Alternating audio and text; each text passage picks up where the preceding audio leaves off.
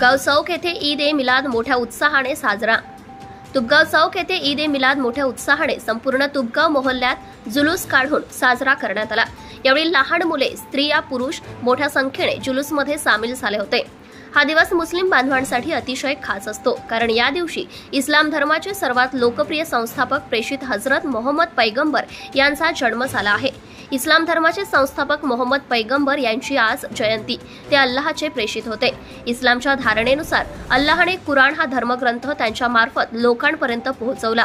अतिशय उत्साही वातावरणात शांततेत जुलूस संपूर्ण तुपगाव मोहल्ल्यात फिरून पवित्र जामा मशीद येथे आल्यावर उपस्थित वरिष्ठ पोलीस निरीक्षक सचिन पवार, सहायक पोलीस निरीक्षक मनीष मोरे, सहायक पोलीस निरीक्षक पवार, ग्रुप ग्रामपंचायत तुपगाव सरपंच रवींद्र कुंभार यांनी शुभेच्छा दिल्या।